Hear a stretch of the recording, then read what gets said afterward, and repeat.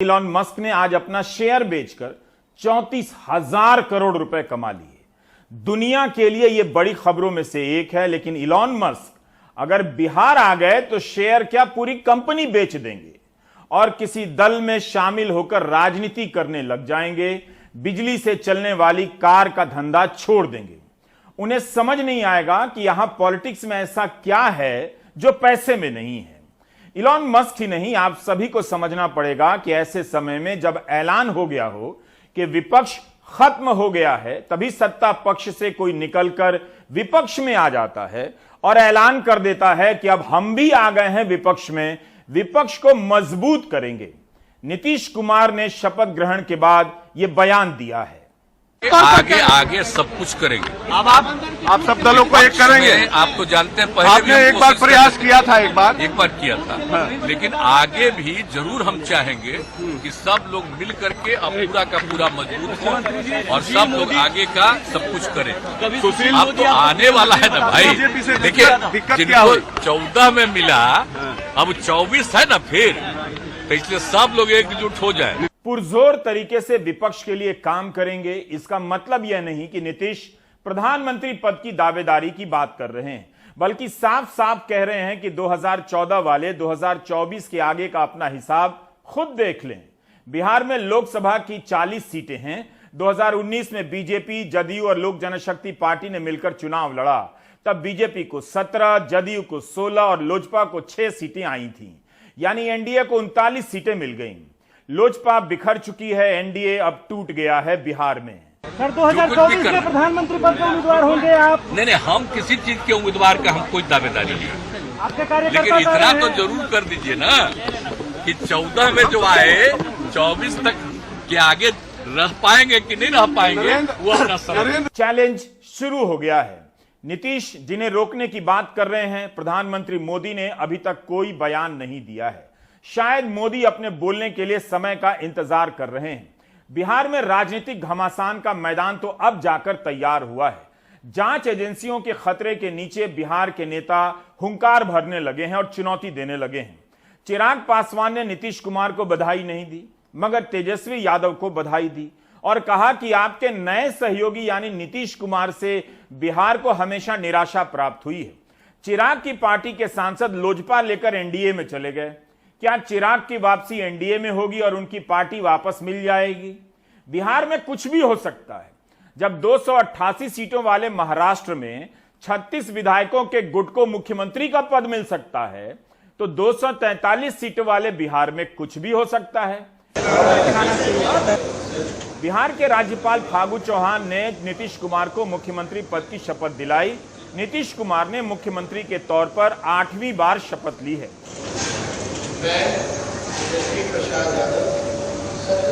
तेजस्वी यादव ने दूसरी बार उप मुख्यमंत्री के रूप में शपथ ली है। तेजस्वी ने नीतीश का चरण स्पर्श कर बीजेपी को जवाब दे दिया कि वे नीतीश का सम्मान करते हैं। इसके बाद दोनों कैबिनेट की बैठक में शामिल हो गए और विधानसभा की तैयारियों पर चर्चा शुरू हो गई। राजद को नया स्पीकर मिलने जा रहा है ताकि किसी के लिए राजद को तोड़ना आसान न रहे। शपथ ग्रहण के बाद जिस तरह से नीतीश कुमार ने जवाब दिया है, उससे यही लगता है कि नीतीश ने लड़ाई का मन बना लिया है। जांच एजेंसियों को लेकर सवाल हो रहे हैं कि जब उनका कहर टूटेगा तब नीतीश और तेजस्वी कैसे सामना करेंगे। भाजपा के लोगों ने आज कहा कि सरकार बिहार की नहीं चलेगी और मुख्यमंत्री जी ने जो पलट में जो वार किया है, वो मुख्यमंत्री जी ने कहा कि 24 में ही सरकार गिर जाएगी, दोबारा आने वाले लोग नहीं हैं। जो नीतीश कुमार जी ने आज बयान दिया, इसमें सच्चाई है, जनता देख रही है और ये होकर के रहेगा। 2014 में जो आए वो 2024 के आगे रह पाएंगे या नहीं रह पाएंगे। नीतीश की यह बात हेडलाइन के लिए ठीक है, मगर राजनीति हेडलाइन से नहीं होती। नीतीश कुमार ने 2014 में भी नरेंद्र मोदी का विरोध किया था, मगर तब तो नरेंद्र मोदी ने अपना समझ लिया और उन्हें आने से कोई नहीं रोक पाया। क्या इस बार की तैयारी कुछ अलग होगी कि 2024 की चुनौती दी जा रही है? बिहार की राजनीति 2024 के लिए नए सिरे से तैयार करने में जुट गई। इस बीच बीजेपी के वरिष्ठ नेता और राज्यसभा सांसद सुशील मोदी ने वो कह दिया जिसे आरोप की शक्ल में कहा जा रहा था। उद्धव ठाकरे कह रहे थे कि शिवसेना को तोड़ने में बीजेपी का हाथ है। बीजेपी के नेता चंद्रकांत पाटिल कहा करते थे कि शिवसेना के संकट में बीजेपी का कोई रोल नहीं, लेकिन सुशील मोदी ने कह दिया कि शिवसेना को बीजेपी ने ही तोड़ा है। हम लोगों ने उन्हीं लोगों को तोड़ा जिन लोगों ने हम लोगों को धोखा दिया। चाहे वो अगर महाराष्ट्र के अंदर शिवसेना जिसका समझौता था बीजेपी के साथ और शिवसेना ने जब धोखा दिया तो उसका परिणाम भुगतना पड़ा। हमने 9 अगस्त के प्राइम टाइम में कहा कि क्या बीजेपी ने जदयू को तोड़ने का प्रयास किया। इस सवाल का जवाब मिलेगा तो महाराष्ट्र से लेकर झारखंड तक का जवाब मिल जाएगा, मगर बिहार का जवाब आने से पहले ही सुशील मोदी ने महाराष्ट्र के प्रश्न का उत्तर दे दिया कि बीजेपी ने ही शिवसेना तोड़ी है। बिहार की राजनीति का यही असर है, यहां का झूठ कहीं और के सच में बदल जाता है। अब जब सुशील मोदी कह रहे हैं कि बीजेपी ने शिवसेना तोड़ी है, तब यह भी बता दें कि चार्टर्ड प्लेन से मुंबई से सूरत, सूरत से गुवाहाटी और गुवाहाटी से गोवा ले जाने का इंतजाम किसने किया। क्या विपक्ष का आरोप सही है कि ईडी और अन्य जांच एजेंसियों का डर दिखाकर शिवसेना के विधायकों को तोड़ा गया। सुशील मोदी बता सकते हैं कि यह सब सही है या नहीं। मीडिया रिपोर्ट के अनुसार शिंदे के साथ कुछ ऐसे लोग भी गए जिनके बारे में कहा जाता है कि ईडी की उन पर नजर थी। सुशील मोदी के इस बयान को फिर से सुन लीजिए। हम लोगों ने उन्हीं लोगों को तोड़ा जिन लोगों ने हम लोगों को धोखा दिया। चाहे वो अगर महाराष्ट्र के अंदर शिवसेना जिसका समझौता था बीजेपी के साथ और शिवसेना ने जब धोखा दिया तो उसका परिणाम भुगतना पड़ा।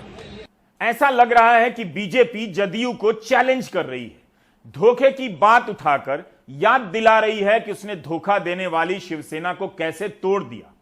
अगर नीतीश 2024 में बीजेपी को बाहर करने की चुनौती दे रहे हैं, तो क्या बीजेपी इसका सामना राजनीति से करेगी या जांच एजेंसियों के पीछे छिपकर करेगी? उससे पहले क्या इस सरकार को किसी और तरीके से गिरा देगी? बीजेपी अभी से ही तेजस्वी के जेल जाने की बात करने लगी है। अब तो सीबीआई ने चार्जशीट फाइल कर दिया, तो आपके मंत्रिमंडल में जो डिप्टी सीएम बनने जा रहे हैं वो चार्जशीटेड हैं। भ्रष्टाचार के मामले में चार्जशीटेड हैं, वो बेल पर हैं। कल कोर्ट अगर चाहे तो उनकी बेल को खारिज कर सकता है, उनको दोबारा जेल भेज सकता है। तो तेजस्वी यादव ये भ्रष्टाचार से जुड़े आईआरसीटीसी घोटाले के मामले में ये चार्जशीटेड हैं, ये बेल पर हैं, उनका ट्रायल शुरू हो गया है और इतने पुख्ता सबूत हैं कि इस ट्रायल का परिणाम उनके जेल जाने में भी हो सकता है, उनकी सजा के रूप में भी हो सकता है। इनकम टैक्स, सीबीआई और ईडी से हम लोग को क्या डर लगेगा? हम लोग कोई कंपनी चलाते हैं? हम लोग कोई कंपनी चलाते हैं कि मनी लॉन्ड्रिंग करते हैं? जितना ही भी सीबीआई या ईडी लगाना है लगा लें, हम लोग को कोई फर्क नहीं पड़ता है। हम लोग का आमदनी हम लोग का कृषि से है, हम लोग का आमदनी हम लोग के वेतन से है, हम लोग का आमदनी जो घर है उसके किराया से है। इसके अलावा कोई आमदनी का स्रोत नहीं है। उनको जितना ईडी लगाना है लगा लें। 9 अगस्त को जब नीतीश कुमार ने बीजेपी को सरकार से बाहर किया, तब बीजेपी उतनी आक्रामक नजर नहीं आई जितनी आज नजर आ रही है। सुशील मोदी नीतीश पर हमला भी कर रहे हैं, मगर उनके सम्मान की बहुत चिंता कर रहे हैं। राजद को भ्रष्ट भी बता रहे हैं और राजद को नीतीश कुमार से सावधान भी कर रहे हैं कि तेजस्वी के जेल जाने पर राजद को तोड़कर नीतीश राज करेंगे।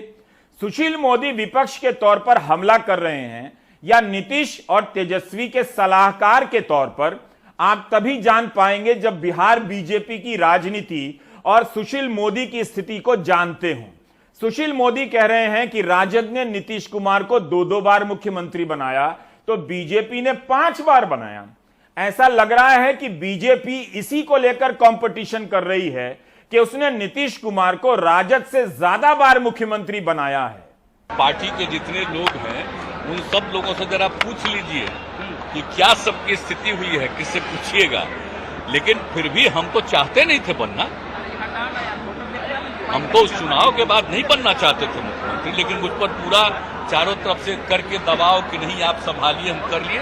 लेकिन बाद के दिनों में जो कुछ भी हो रहा था आप देख रहे थे ना, और पिछले 1.5-2 महीने से हम किससे बात कर रहे हैं आप लोगों से, क्या क्या किया गया है। नीतीश कुमार कह रहे हैं कि मुख्यमंत्री ही नहीं बनना चाहते थे, बीजेपी कह रही है कि 5वीं बार बना दिया।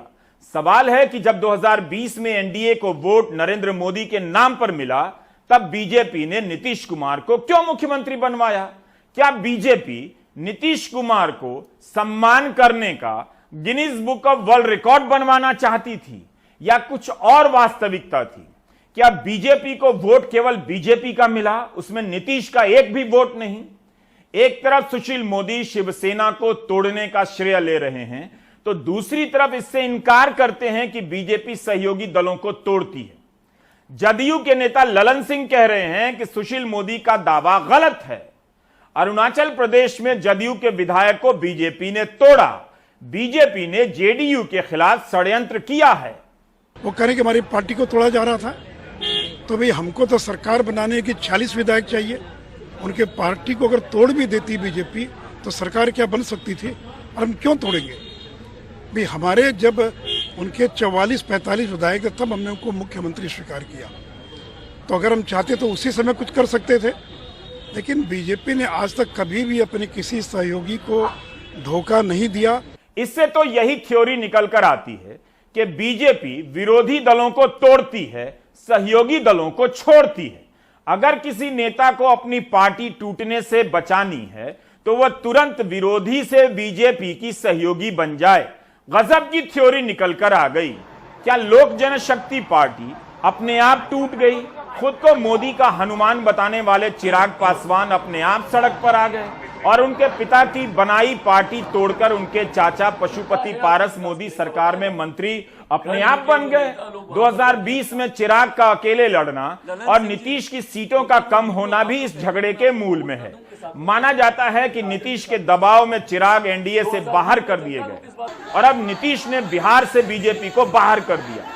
ललन सिंह का बयान बता रहा है कि हिसाब बराबर हुआ है, केवल शिवसेना ही ऐसी निकली जिसे सुशील मोदी को तोड़ना पड़ा। इसे तोड़ने में किस किस ने मदद की, सुशील मोदी शायद अगली प्रेस कॉन्फ्रेंस में बता देंगे। अब मैं बार बार आपको डांस वाला वीडियो दिखा दे रहा हूं। इसका मतलब यह नहीं कि आप दर्शक प्राइम टाइम छोड़कर डिस्को चले जाइए। शिवसेना को तोड़ने का दावा करने वाले सुशील मोदी कहते हैं कि बिहार में सरकार बनाने के लिए बीजेपी को 46 विधायक चाहिए थे। जदयू तोड़कर मकसद पूरा नहीं हो, बशर्ते सारी पार्टी ना मिल जाए। लेकिन महाराष्ट्र में तो बीजेपी ने शिवसेना के 36 विधायक तोड़ लिए, फिर उनके साथ 9 निर्दलीय विधायक लाए गए, कुल संख्या 45 हो गई। जब आप 45 तोड़ सकते हैं तो 46 भी तोड़ सकते थे।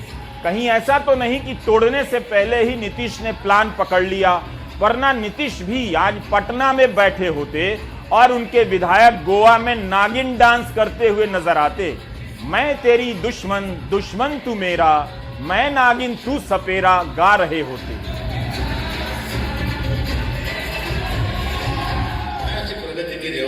जनता दल यूनाइटेड अरुणाचल में 7 विधानसभा की सीट जीती, भारतीय जनता पार्टी के खिलाफ लड़के। आप सत्ता में बन गए, वहां सरकार बना ली आपने, कोई दिक्कत नहीं थी। हमारे विधायकों ने भी लिखित समर्थन दे दिया कि हम राष्ट्रीय जनतांत्रिक गठबंधन में है, जो यहां सरकार बनी है उसका हम समर्थन करते हैं। उसके बाद 6 विधायक को तोड़ेंगे। 2019 के लोकसभा के चुनाव में आपको जरूरत थी, आप देश के प्रधानमंत्री बनने वाले थे, तो इसलिए कोई गड़बड़ नहीं हुई, इसलिए कि आपको वोट चाहिए था। और जैसे ही 2020 का विधानसभा का चुनाव आया, आपने षड्यंत्र किया, साजिश की, और हमारे पार्टी के एक नेता को, जिसको मुख्यमंत्री जी ने खुद से राष्ट्रीय अध्यक्ष पद छोड़ के उस पर विश्वास करके उनको राष्ट्रीय अध्यक्ष बनाया था, उस आदमी को मुख्यमंत्री जी ने कहा कि इनसे बात कर लीजिएगा, और उसको मिला लिए हम लोग के खिलाफ षड्यंत्र में, साजिश में। और साजिश करके कितने कैंडिडेट थे लोजपा के उसमें जो भारतीय जनता पार्टी के नेता थे, सारे भारतीय जनता पार्टी के नेताओं को उन लोगों ने लोजपा में भेज के टिकट दिलवा के और अपने सभी कार्यकर्ताओं को यह निर्देश देके कि लोजपा के साथ लगे रहो और चुनाव कराया 42 सब फिर वापिस आ गया और सब चुनाव हार गया और चुनाव हारने के बाद सब फिर भारतीय जनता पार्टी में वापस आ गया। बिहार में जब नीतीश कुमार ने बीजेपी को अपनी सरकार से बाहर कर दिया तब गोदी मीडिया ने प्रोपेगेंडा चलाया कि अमित शाह ने किसी से बात नहीं की, सरकार बचाने का कोई प्रयास नहीं किया। अचानक से ऐसा प्रोपेगेंडा कैसे चलने लगता है? क्या यह दिखाने के लिए कि अमित शाह का कोई भी राजनीतिक प्लान फेल नहीं होता है? अब ऐसी खबरें चलाने वाले क्या कहेंगे जब सुशील मोदी शिवसेना के तोड़ने की बात भी कबूल रहे हैं और अमित शाह के फोन की बात भी कबूल रहे हैं। मनीष कुमार ने बिहार के पूर्व उप मुख्यमंत्री तारकिशोर प्रसाद से बात की। मनीष पहले दिन से अड़े रहे कि यह खबर सही है कि अमित शाह ने नीतीश कुमार से बात की थी। अमित शाह जी ने नीतीश कुमार से बात किया था या नहीं? नहीं, निश्चित तौर पर बात की थी, लेकिन मैंने बताया ना, इनकी जो व्यक्तिगत राजनीतिक महत्वाकांक्षा है ये इतना प्रबल हो गया कि ये बिहार का जो जनादेश था, बिहार के अवाम का जो जनादेश था, उसके साथ विश्वासघात करने में इन्हें हिचकिचाहट नहीं हुई। सरकार गिरने के एक दिन पहले हमारे पार्टी के एक बड़े वरिष्ठ नेता ने दिल्ली से फोन किया कि नीतीश जी सब ठीक तो है?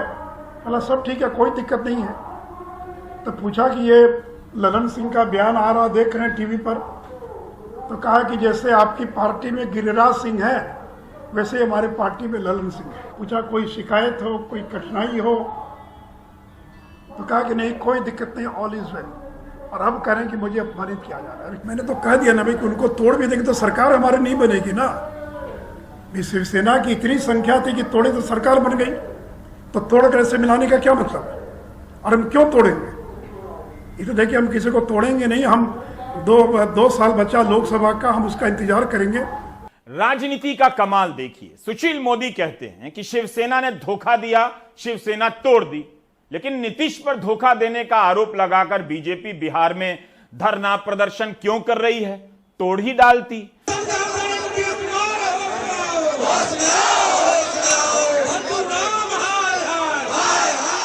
आज पटना में बीजेपी मुख्यालय में नीतीश के साथ 2 दिन पहले तक मंत्री रहे तमाम विधायकों ने धरना दिया, नीतीश के खिलाफ नारे लगाए। इस धरना प्रदर्शन में केंद्रीय गृह राज्य मंत्री नित्यानंद राय, पूर्व केंद्रीय मंत्री रविशंकर प्रसाद, सांसद रामकृपाल यादव भी शामिल हुए। संजय जायसवाल ने कहा कि उन्होंने हमेशा सच बोलकर नीतीश कुमार को जानकारी दी, लेकिन नीतीश कुमार को सच सुनना पसंद नहीं। संजय जायसवाल ने कहा कि बिहार सरकार के घोटालों की जांच हो रही है। यह धरना प्रदर्शन इसलिए हुआ क्योंकि बीजेपी मानती है कि नीतीश कुमार ने जनादेश का अपमान किया है। इसी तरह 30 जून से पहले महाराष्ट्र में शिवसेना अपनी पार्टी को बिखरता देख बीजेपी के खिलाफ प्रदर्शन कर रही थी। बीजेपी ने देखते ही देखते लंबे समय तक सहयोगी रही बाला साहब ठाकरे की पार्टी को ध्वस्त कर दिया। उद्धव ठाकरे सरकार और पार्टी दोनों से बाहर कर दिए गए, फिर उसी के हिस्से को समर्थन देकर सरकार बनवा दिया। धोखा देने का भी यह बदला कमाल का निकला है। जो पार्टी धोखा दे उस पार्टी को तोड़कर उसके ही विधायक को मुख्यमंत्री बनवा दिया और 105 विधायक होते हुए पूर्व मुख्यमंत्री देवेंद्र फडणवीस को उप मुख्यमंत्री बनवा दिया। बदला लेना कोई बीजेपी से सीखे। राजनीति में नई नैतिकताओं के निर्माण का मौका मिला था प्रधानमंत्री नरेंद्र मोदी को, लेकिन उन्होंने ये मौका गवा दिया। जब जरूरत नहीं थी तब भी विरोधी दलों की सरकारें तोड़ी गईं, गलत तरीकों का सहारा लिया गया। उत्तराखंड और अरुणाचल प्रदेश में इस तरह से राष्ट्रपति शासन लगाया गया कि अदालत को फैसला पलटना पड़ा और कहना पड़ा कि गलत हुआ है, राष्ट्रपति राजा नहीं है। दुनिया कोरोना से जूझने की तैयारी कर रही थी, लेकिन मध्य प्रदेश में बीजेपी कमलनाथ की कांग्रेस सरकार तोड़ने की ताक में थी। क्या इन जगहों पर जनादेश का अपमान नहीं हुआ? यह मास्टर स्ट्रोक था। सिक्किम में पवन कुमार चामलिंग 25 साल से मुख्यमंत्री थे, उन्हें छोड़कर पूरी पार्टी ही बीजेपी और एसकेएम में मिल गई। क्या यह सब ऑटोमेटिक हो गया? अपने आप स्कूटर पर बैठकर एसडीएफ के 13 में से 10 विधायक बीजेपी में चले आए, जहां चुनाव में बीजेपी को एक सीट नहीं मिली थी। बीजेपी दूसरे दलों को तोड़कर सरकार ही नहीं बनाती है, बल्कि जहां वोट तक नहीं मिलता, जहां सीट नहीं मिलती, वहां विपक्ष बन जाती है। बीजेपी के पास राजनीति की एक अलग किताब है, जिसके अनुसार नीतीश कुमार राजद का साथ छोड़कर बीजेपी के साथ आ जाएं तो वो धोखा नहीं है। नीतीश जब बीजेपी को छोड़कर राजद के पास चले जाएं तो वो धोखा है।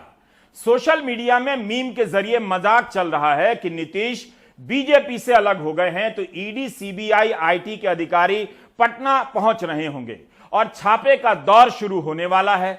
आलोक पांडे ने इन आशंकाओं को लेकर राजनीतिक कार्यकर्ताओं से बात की कि इस मजाक को वे कितनी गंभीरता से लेते हैं। सोच समझकर ये हमारे नेता ने निर्णय लिया है और किसी भी प्रकार का भय इनके अंदर नहीं है और तमाम विधायकों के पास ना ईडी का डर है, ना सीबीआई का डर है और ना भाजपा का डर है। बहुत अरसे से हम लोग चाह रहे थे कि बिहार में गरीबों की सरकार बने और गरीबों की सरकार बनी है और जब गरीबों की सरकार बनती है तो ना हमें ईडी का खौफ है, ना सीबीआई का डर है। जो होगा हम लोग झेलने के लिए तैयार हैं। अच्छा, अब आर पार की लड़ाई होगी। अगर हमारे नेता को परेशान किया जाएगा तो जनता के द्वारा जनसंग्राम होगा। सीबीआई, ईडी की राजनीति तो विपक्ष के साथ पूरे देश में हो रहा है। वो क्या होगा, कल उसकी परिस्थिति जैसी होगी उस परिस्थिति से नेता भी निपटेंगे और जनता भी निपटेगी। लेकिन जिस तरीके से बिहार में अमित शाह जी आए थे, नड्डा जी आए थे, उन्होंने एक शब्द कहा था कि अब क्षेत्रीय दल समाप्त हो जाएगी। ये सिर्फ बिहार सरकार की लड़ाई नहीं है, ये पूरे हिंदुस्तान में जितने भी क्षेत्रीय दल हैं, ये सब के अस्तित्व की लड़ाई है। हमने शुरुआत में बात बिजली से चलने वाली कार बनाने वाली कंपनी के इलॉन मस्क से की थी कि मस्क अगर बिहार आएंगे तो चकरा जाएंगे। इसी बात को थोड़ा और बढ़ाते हैं। यह समझने की बात तो है कि जो राज्य उद्योग में बहुत पिछड़ा है, जिसकी शिक्षा व्यवस्था पूरी तरह ध्वस्त हो चुकी है, जिसकी राजधानी पटना गंदे शहरों में शुमार होती है, उस राज्य में राजनीति को लेकर इतना नशा क्यों है? बिहार की जनता और नेताओं में कुछ नया और बड़ा करने का जज्बा क्यों नहीं आता, जैसा राजनीति में दिखाई देता है? बिहार के नेताओं को आप बांध कर नहीं रख सकते, इलाके में उनका मजाक उड़ने लग जाएगा। मैं अन्य जगहों से तुलना नहीं कर रहा, लेकिन बिहार के नेता को टाइट दिखना जरूरी होता है और उसे कोई दूसरा टाइट करेगा तो वो फाइट करने लग जाता है। ऐसा नहीं है कि दूसरे राज्यों में राजनीति को लेकर ऐसा जुनून नहीं, वहां भी गाड़ी, घोड़ा, पैसा, चश्मा, कुर्ता चमकाने वाले कम नहीं मिलेंगे। इसके बाद भी बिहार की राजनीति का मिजाज हर बार सबसे अलग कतार में खड़ा नजर आता है। इसे ऐसे समझ सकते हैं कि बिहार का राजनीतिक कार्यकर्ता राजनीति के मिलिटराइजेशन, सैन्यीकरण के खिलाफ है। सैन्यीकरण का मतलब यह हुआ कि नेता और कार्यकर्ता को अनुशासन के नाम पर एक यूनिफॉर्म और एक कतार में खड़ा कर दें। जब सीटी बजेगी तो सावधान, जब सीटी बजेगी तो विश्राम, सामने नहीं तो पीठ पीछे अपने नेता को लेकर भी दो चार बातें बोल देना बिहार में नेता होने की पहचान है। आपको ध्यान में होगा कि 2018-19 के आर्थिक सर्वे में, केंद्र सरकार के आर्थिक सर्वे में 28 पन्नों में नज थ्योरी की बात की गई थी। अमेरिका और पूरी दुनिया में यह थ्योरी पढ़ाई जाती है, जिसका ऊपरी मतलब तो सुंदर होता है कि हल्का हल्का धक्का देकर, नज करके लोगों के व्यवहार को बदलना है, लेकिन अंदरूनी मतलब यह होता है कि नमक चटाकर थाली छीन लेनी है। सकारात्मक बदलाव की यह थ्योरी जोर शोर से लागू की जा रही है ताकि सरकारों के हुक्म पर जनता भेड़ चाल में चलने लगे और उन्हें जैसा हाँका जाए, जिस तरफ हाँक दिया जाए, उस तरफ मुड़ जाए। बिहार की राजनीति में ये नज थ्योरी नहीं चल पाती। आप किसी भी नेता को ज्यादा धक्का देंगे तो आपको धक्का दे देगा। यह आदत बीजेपी से लेकर हर दल के कार्यकर्ता और नेताओं में देखी जा सकती है। एक दल, एक नेता, एक बात, एक ही बात, बार बार एक आदेश की राजनीति का फॉर्मूला सफल भी रहा है, लेकिन बिहार में बार बार बीजेपी का यह फॉर्मूला क्यों फेल हो जाता है? यहाँ के लोग जब देखते हैं कि सामने वाला नेता और कार्यकर्ता अपने बड़े नेता की फोटोकॉपी बनकर घूम रहा है तो उससे चिढ़ जाते हैं, चट जाते हैं, मजबूर कर देते हैं कि वो बैठक छोड़कर चला जाए या झगड़ा कर ले। के फूंक कर अपने आशियाने को फूंक कर अपने आशियाने को बख्श दी रोशनी जमाने को। और भाजपा वाले पर कि एक दिन बेवकूफ बनाने के लिए अप्रैल फूल, एक दिन बेवकूफ बनाने के लिए अप्रैल फूल और 365 दिन बेवकूफ बनाने के लिए कमल का फूल। बहुत बहुत अच्छा है। दोनों विकास पुरुष नीतीश जी और तेजस्वी जी मिलकर सरकार अच्छा से चलाएंगे, लोगों की बातें सुनेंगे, गरीबी दूर होगा, सबको ध्यान देंगे, रोजगार मिलेगा युवाओं को, ये वचन दिए हैं तेजस्वी जी। जब आ गए हैं तो रोजगार मिलेगा। यह केवल राजनीति में नहीं हो रहा है, आपके चारों तरफ हर दिन हो रहा है। आप देखिए कि बात बात में देशभक्ति के नाम पर लोगों के व्यवहार को कैसे नियंत्रित किया जा रहा है, उसे टेस्ट किया जा रहा है। कभी गंगा की सफाई को देशभक्ति से जोड़कर शपथ दिलाई जाती है, फिर खुद ही भूल जाते हैं। तो कभी तिरंगा फहराने के नाम पर देशभक्ति का इम्तिहान लिया जाने लगता है। हरियाणा में ऐसा ही विवाद हो गया है। एक राशन की दुकान पर गरीबों से कहा गया कि पहले झंडा खरीदिए, फिर आपको राशन मिलेगा। सरकार का हर घर तिरंगा अभियान विवादों में उलझ गया है। हरियाणा के करनाल में सरकारी राशन दुकान चलाने वाले ने वहां के राशन कार्ड धारकों को फरमान सुना दिया कि अगर सरकार से मिलने वाला मुफ्त राशन चाहिए तो 20 रुपए का झंडा लेना ही होगा। साहब जो ऊपर बैठे हमारे, क्या कहा उन्होंने? उन्होंने कहा कि ये झंडा जरूरी है, जो राशन ले रहे हैं उनके लिए झंडा जरूरी है, 20 रुपए का झंडा। जो नहीं लेगा उसको नहीं मिलेगा राशन। हाँ, उनको कह दो कि आपको राशन नहीं मिला, झंडा ले लो। सरकार का ऊपर से ऑर्डर है, हमारे को तो पैसे जमा करवाने पड़ गए हमको। उन्होंने कहा अभी मगर जो 20 रुपए का झंडा नहीं लेगा तो उसको कैसे करें, उनको राशन नहीं दो। करनाल में कई गरीब परिवारों के तरह विधवा संतरों को भी मुफ्त राशन लेने के लिए जबरदस्ती 20 रुपए देकर झंडा खरीदना पड़ा। मैं राशन लेने गई थी जी, राशन तो दे देता हूँ ना, नहीं बोले भाई उसका झंडा लिया मिलेगा। मैं पीछे नहीं जी मेरे पास, फिर राशन पहला पैसे लिया फिर मिलेगा राशन। आधार कार्ड दरवा रहे थे मैं राशन कार्ड, फिर मैंने दूसरी से लिया 20 रुपये, फिर दिया जी। हरियाणा के करनाल जिले के हेमदा गांव की हम बात कर रहे हैं, जहां पर कल परसों ये घटना हुई कि गांव की कुछ महिलाएं जब पीडीएस डिपो पे या वहां दुकान पे जाती हैं राशन लेने के लिए, तो जो डिपो होल्डर हैं वो कहते हैं कि अगर आप झंडा नहीं खरीदेंगे तब तक आपको राशन नहीं मिलेगा। हरियाणा सरकार ने इस घटना का संज्ञान भी लिया और उस डिपो होल्डर का लाइसेंस कैंसिल कर दिया। यही हाल हरियाणा के फरीदाबाद में भी है। यहाँ रहने वाली बबीता के 4 बच्चे हैं और पति मजदूरी करता है। बबीता का कहना है कि वो आज जब राशन लेने गई तो राशन डिपो वाले ने कहा कि राशन लेना है तो 20 रुपए का झंडा खरीदना होगा। मजबूरी में बबीता को झंडा खरीदना पड़ा। राशन दुकान वाले ने क्या बोला? राशन वाला ये बोला कि आप झंडा नहीं लोगे तो गेहूं नहीं मिलेगा आपको। तो मैंने कहा दे दो भैया, मैं कहा 50 किलो गेहूं मारा जाएगा हमारा, तब लेना पड़ा हमें यहाँ पे। अच्छा, अब ऐसे तो हमारी मांग तो यही है कि सरकार की तरफ से ऐसी मिलना चाहिए कि सरकार भी चाहती है कि हमारे हिंदुस्तान में झंडा लहरे घर घर, पर हमारी मजबूरी है कि गेहूं के चक्कर में हमें लेना पड़ा। नहीं हम बाहर से कहीं भी 10-5 रुपए का लेके लगा देते।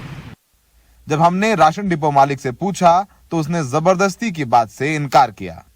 तो 20 रुपए का तय सरकार ने आपको 20 रुपए का झंडा दिया है? हाँ जी, हाँ जी, 20 रुपए का झंडा दिया है।